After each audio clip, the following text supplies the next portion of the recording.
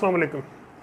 If you are a native speaker and English is your mother tongue, you will skip this topic.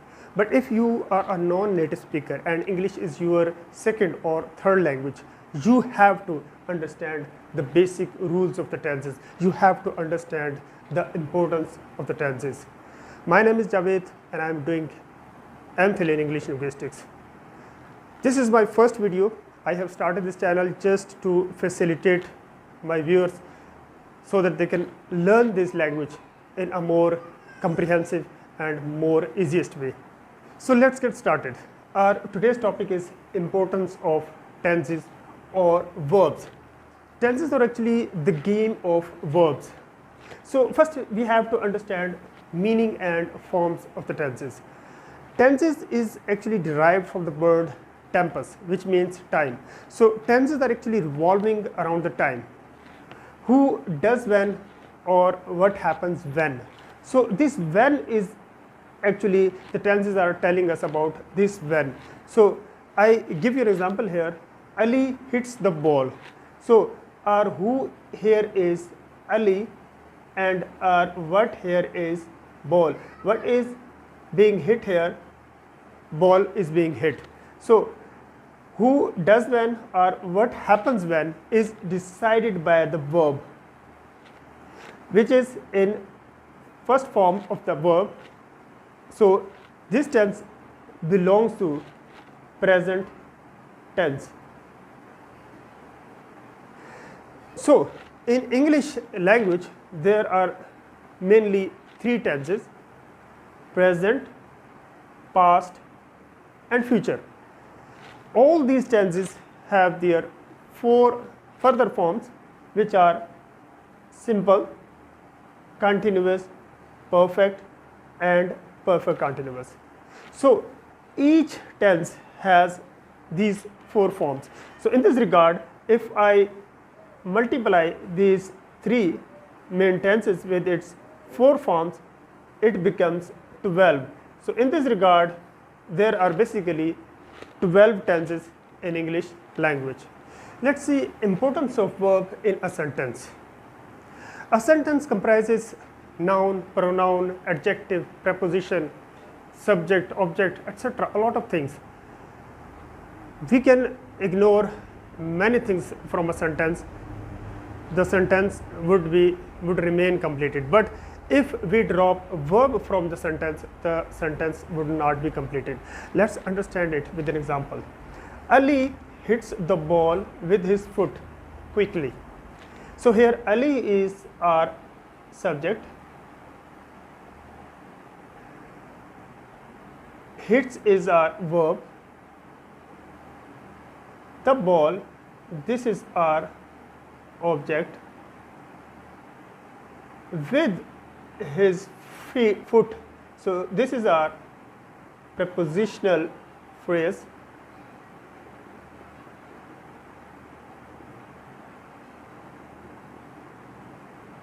So this quickly is our adverb.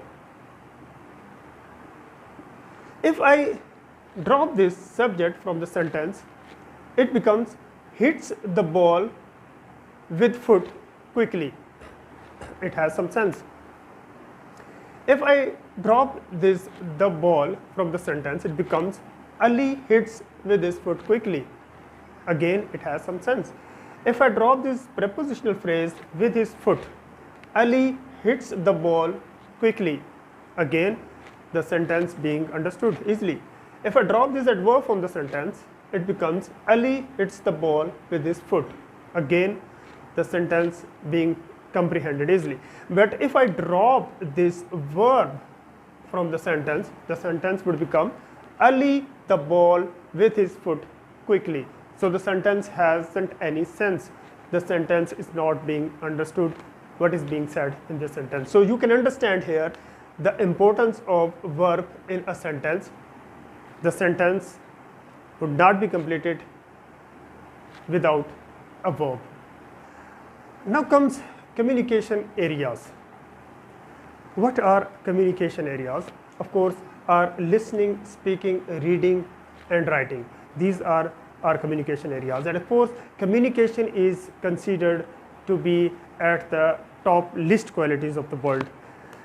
This listening and speaking are verbal communication, and this reading and writing is our written communication. So all these 4 skills of communication are not free of the importance of tenses. Of course, when you do not understand in which time the speaker or the writer is saying something, you cannot understand them easily. So if you have desire to do IELTS, TOEFL, TESOL, or some spoken course, or you want to be a public speaker, or you want to have success in your interviews, or you want to be a content writer, whatever you want to be regarding your English language, you must have to make your base strong. And the base of the grammar is actually these tenses. And now comes translation. Of course, the knowledge of tenses also helps us in translation. Translation is actually of 2 ways. We are translating from English into our native or national language, or from native or national language into English. So let's understand it with English into Urdu and Urdu into English. I have a sentence here, he goes to school. वो school जाता है. So here actually goes, this is verb, and it is coming immediately after the subject. So it tells us that this is the first form of the verb, and it is telling us that it is present simple tense. But in Urdu, it is totally different. How? वो school जाता है. This ta hai is actually telling us from which tense this sentence is taken. So this is also present simple. So if you have the strong basic knowledge of the tenses, you can translate easily. But if you don't know, maybe if you say that he goes to school, wo school gaya, the sentence would become wrong.